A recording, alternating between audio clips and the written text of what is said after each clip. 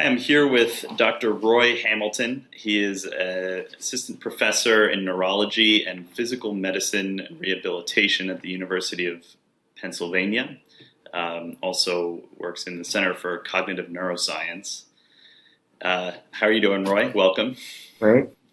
So, as we were talking about last time, I had Dr. Dave Vago on, who is a researcher at Harvard. And he was invited by the Dalai Lama to teach the Dalai Lama's monks a course in neuroscience. So this was a really interesting talk. During that talk, he held up a device, which was a portable EEG machine. And he said he's going to bring that over for the monks to look at and to play around with, maybe collect some data. And so that got us talking about non-invasive brain stimulation. And the Dalai Lama has a quote where he said that basically if neuroscientists could figure out a way to reduce negative emotion, sign him up. And so we talked about the possibility of monks, maybe in the near future, making use of non-invasive brain stimulation to enhance their meditation or just what they might think of it. So we'll talk to him again and have some conversations with the monks. But as you're a world expert in non-invasive brain stimulation, I thought it'd be great to have you on to talk about what this technology is. So when people say non-invasive brain stimulation, what do they usually mean when they say that? Well, first of all, I appreciate your very kind introductions. When we talk about non-invasive brain stimulation, we are talking about modulating the function of brain areas in a focal manner, generally using one of two kinds of technologies, either electrical stimulation of some type or magnetic stimulation. So if you'll allow me, I'd like to briefly talk about what each of those things is. And I'll start with magnetic stimulation. So for transcranial magnetic stimulation, or TMS, the underlying principle is that you're taking an electromagnet. It is an electromagnet, so it's inert, so basically a winding of wire, and then passing a large current through it in a very short period of time. That would be a pulse of TMS. So when you have that winding, you pass the pulse through it.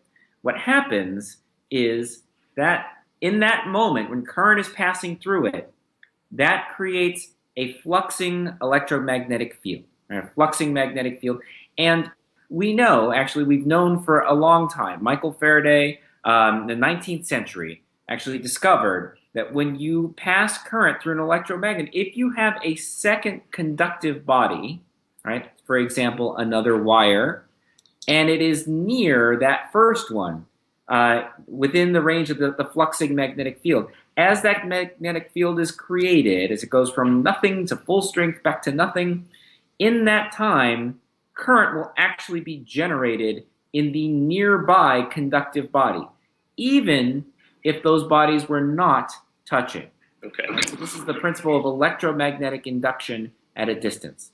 And that is the underlying idea behind TMS. In this case, we have an electromagnet, and the second conductive body, if you will, is the cells of the brain. So we are able to generate current in the cells of the brain at a distance from the magnet. So even though the magnet itself isn't touching those cells, right? It's non-invasive. It's outside your skull, it's outside your scalp, it's outside your hair. It's still able to generate current in the brain cells underneath in a very focal manner. Right? And so that causes them to fire, and once we can cause brain cells to fire in different patterns, we can cause different kinds of predictable effects in brain physiology and, as I'm sure we'll discuss, in behavior. So that's one. So great. So thank you. That was an excellent, concise description. So I just want to add my memories of learning to use this device in your lab. Just to sort of set the stage, it basically looks something like a hairdryer, to put it very simplistically, attached to a large machine that looks 1980s VCR looking thing. Right, exactly. And so this device pulses a magnetic wave into the brain, and would it be correct to say it directly causes action potentials Yes. okay. So it generates sufficient current in neurons to stimulate action potentials. In about a square millimeter of patch of cortex. Is that right? About the spatial resolution? I mean, it sort of depends on it. That actually depends a lot on the dimensions of the coil you're using. But we like to say, centimeter and a half by centimeter and a half, Okay. An area about the size of your thumbnail. Okay. It's the brain. So when in learning how to use this device in your lab, the sort of the final test, so to speak, was to find the area of the motor strip that controls the arm, and to get, in this case, Olu's arm to raise slightly involuntarily. Yeah. So just to give listeners a appreciation for the scale of what this is capable of. So you're able to slightly lift someone's arm involuntarily simply by pulsing a magnetic field into a patch of cortex on the brain. That's right. So what we're doing there is we're testing your ability to find the right area when we're training you by having you look for the brain's representation of your arm, right? What we call the motor cortex, and on that motor cortex, the portion that represents your arm and your hand. And the reason we do that is because we need some kind of immediate readout, right? Just to know that you hit the right area. So we have you target that region, and then if the hand moves, then we know that you targeted the hand area, that you could find it. And so that's useful because it gives us an immediate physiology to physical world readout, right? So that's why we have you learn that. Yeah. Great. So that was TMS, and you mentioned electrical stimulation. So this is TDCS. Right. So let's move TMS to the side a little bit, and we'll talk about different kinds of, there are different kinds of electrical stimulation. We're going to focus on one, the most commonly referred to, most commonly referenced these days type, which is called transcranial direct current stimulation. All right. And so if the principle underlying TMS, what we just talked about, if that's pretty straightforward, all that electromagnetic induction at distance, then the idea underlying TDCS is even simpler. I mean, the basic core idea is that you take two or more electrodes. I say two or more because there has to be some combination of anode and cathode. So in other words, if you imagine it, the plus and minus ends, right? And there have to be some of each of those, so at least one, and you place them on the scalp. And then you run current between them. And the current will run through the tissues that are interposed between the electrodes that you've placed on the scalp. Now, it's not a lot of current, same order of magnitude as what might come out of a 9-volt battery, but that very low amount of current running between your anode and your cathode, that is sufficient once it gets attenuated somewhat by your scalp and the skull and all the tissues in between. It's still sufficient to cause incremental shifts, tiny little shifts in the membrane resting potentials of neurons. And this is mechanistically importantly different from what we just discussed with TMS. Right? TMS is sufficient to cause brain cells to fire right then and there. Right? TDCS causes tiny little shifts in resting membrane potentials, not enough to cause them to fire right then and there, but over time, since brain cells generally, their resting state is sort of close to the state where they would fire. They sort of hover in that zone. To move them just a little bit over time, that actually makes a significant difference in how often and how likely they are to fire. Right, so you can affect the physiologic behavior of these cells over time with TDCS in this way. And you can make them less likely or more likely to fire. Exactly what I was about to say. You can make them either more likely or less likely to fire. Great. Another important difference between the two technologies, we talked a little bit about how focal TMS is. Generally speaking, conventional TDCS, and by conventional I mean one anode, one cathode placed on the head with current run between them. It's not a very focal, high resolution technology. You're basically almost bathing a large swath of brain in between those two electrodes in a very small amount of current. But nonetheless, over a period of time, you can change cortical activity and with appreciable, measurable changes in behavior. Great, thanks. So we had TMS, which is magnetic, TDCS, which is electric. Now, in talking to Dave Vago afterwards, Dr. Matt Keener, a psychiatrist, got in touch with me, and he knows these people at Think, and so Think is a non-invasive brain stimulation company, and they sent a couple of these devices to Dave Vago to bring to India to play with and to show these monks. Now, Think is a little bit different, I understand, than TDCS, although it operates under similar principles. So could you distinguish those two technologies, whatever Think is using, and TDCS? Sure. So I think the main difference in terms of the putative mechanism is that the creators of Think argue that what their device does, and I don't really have sufficient experience with the device specifically to have an opinion about their opinion about the mechanism. Me neither.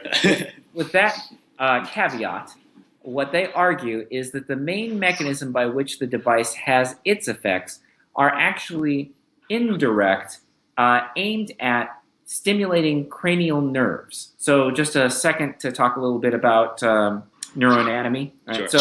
So the cranial nerves are the nerves that come out of your, for the most part, out of your brainstem and supply innervation to the various functions, the vast majority of those functions being related to things from the neck up. So, for example, the nerves that innervate your ability to move your eyes or the reflexes of your pupils or your ability to move your face or have sensation or your tongue or lift your palate, all these things are mediated by what are called cranial nerves. They also have an important role in some autonomic functions. And so, as you can imagine, insofar as the cranial nerves supply all the movement and sensation from all over your head, you can access them. There's cranial nerve innervation basically everywhere, right up here.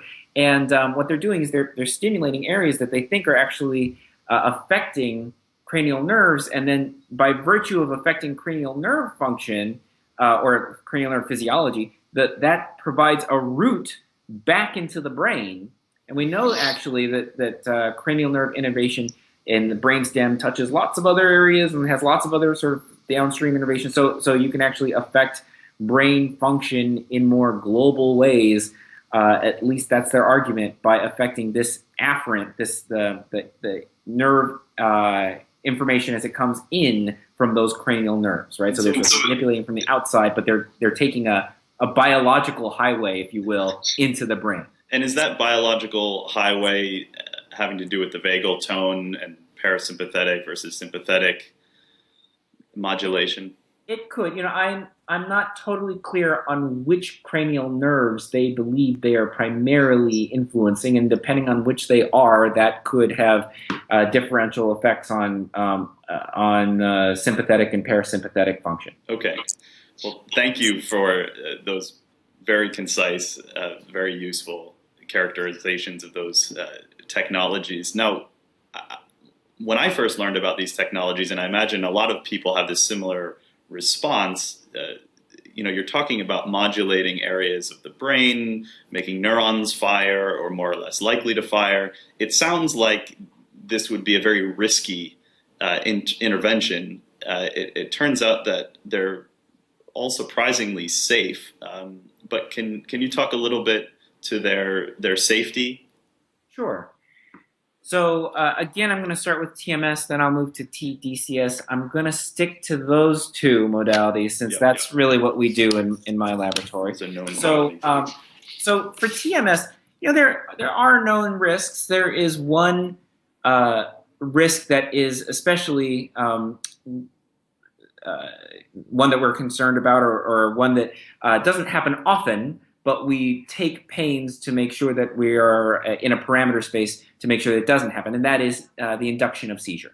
Right? So you can imagine, just to back up over this concept, so if a seizure is a runaway, uncontrolled transmission of activity in the brain, right? You can imagine that you've got this technology. The technology introduces sufficient energy into the brain to actually cause it to fire right then and there.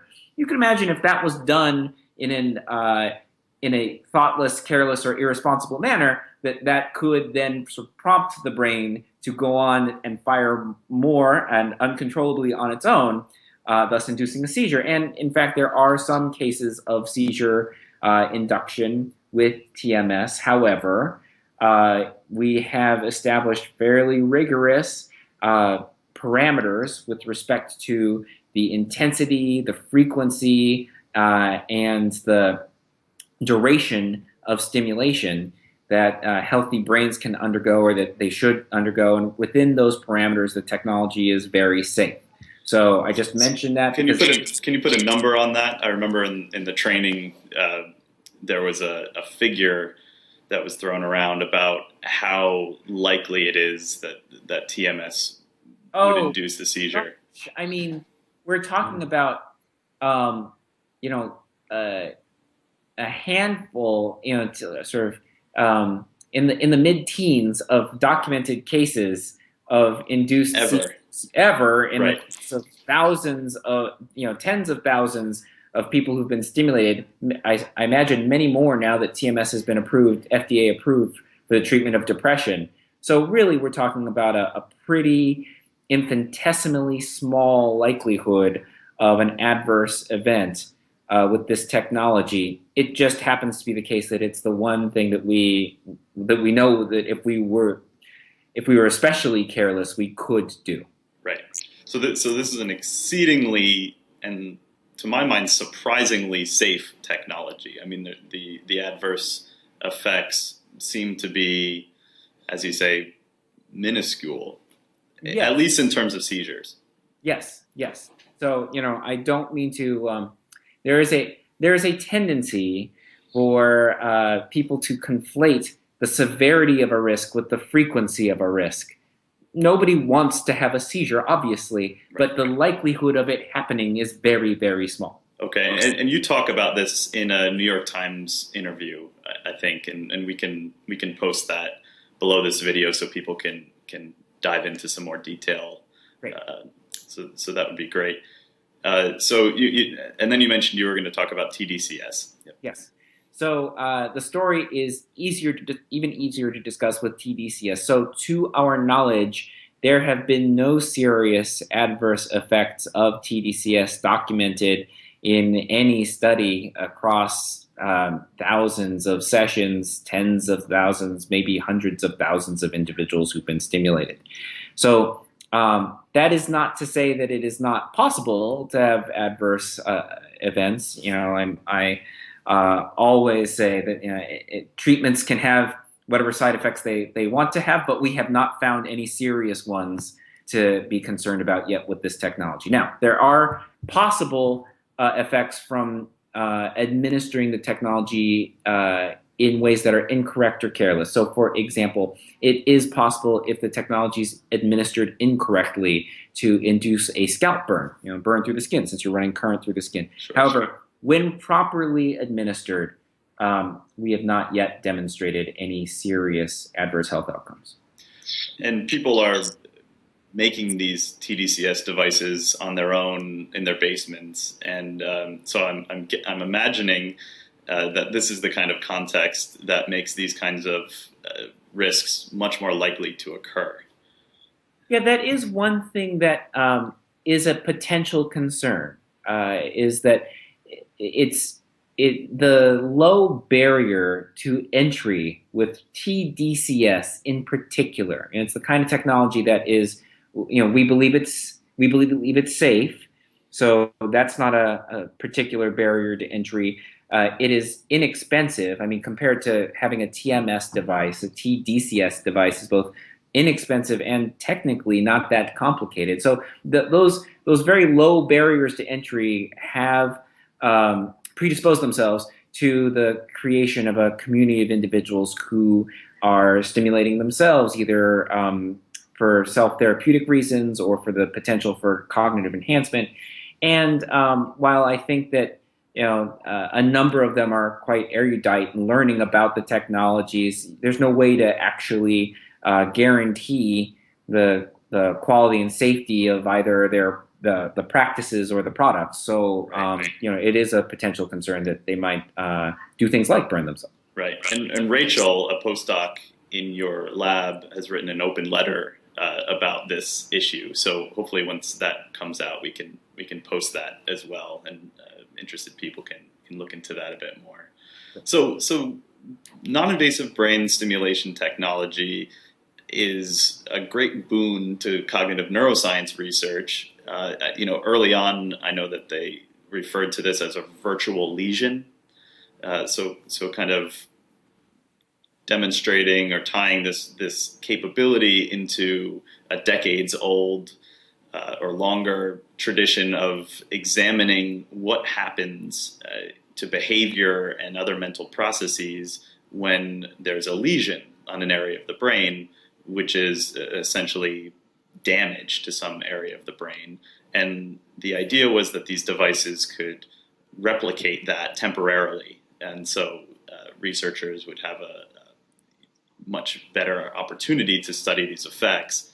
Now, I understand that isn't really used, that characterization of a virtual lesion, because, of course, you can enhance or disenhance. In other words, you can activate or inhibit different areas of the brain.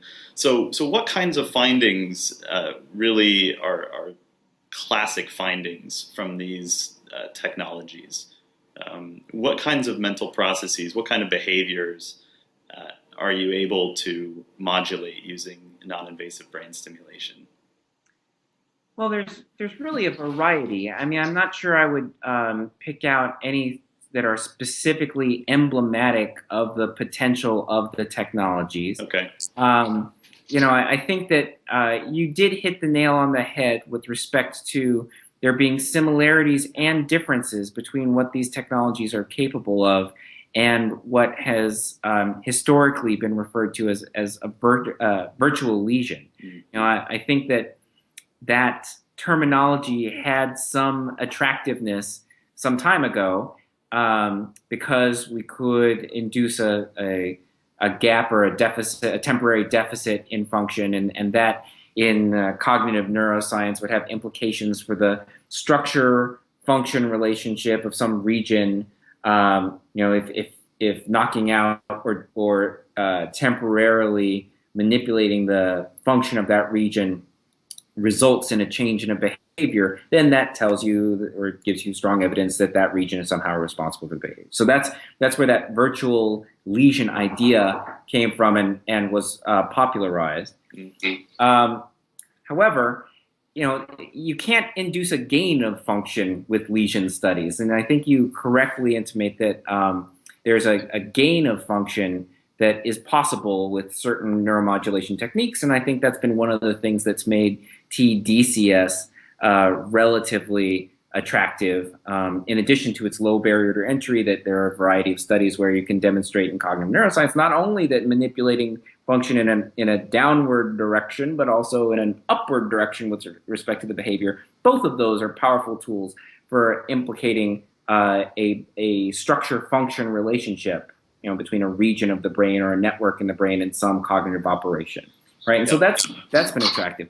I will say that as far as TDCS is concerned, a particular area, I think, if I had to choose one area where it's been demonstrated especially convincingly, I would say certain types of procedural learning. Although Interesting. that's not the only area, but there have been some very good papers in which individuals could show that as you're acquiring some skill, that the act of combining TDCS with the learning of some skill can lead to sustained gains over time, the performance of that skill. And so this has been done in language acquisition studies. I've seen quantitative skills learning. Both of these forms of learning are able to be enhanced by non-invasive brain stimulation. Yeah. So if someone's out there studying for their SAT or their GRE, should they be stopping by your laboratory for a booster of verbal and quantitative learning abilities? Well, that's an interesting question, and because it raises the question of what actually, what can we do in terms of cognitive enhancement with these technologies? I mean, certainly we've been able to demonstrate in a variety of domains. I didn't run through a litany, but I could briefly. I mean, there are studies in executive function, language, visual spatial processing, attention. I mean, you can go through mathematical reasoning as you creativity, which Sharon Thompson showed. Working on that, yeah. Yeah. Demonstrating that you can at least temporarily manipulate and enhance some of these abilities if you have some strong idea of what the neural substrate is. However, there are some potential reasons to think that we need to know more about these technologies before we go all in and think that we're just going to stimulate all types of cognitive operations. Good. Yeah, I'm interested in that. David, there is some imperative knocking at my door. Yeah, feel free. I'll mention some of the other studies that have been done.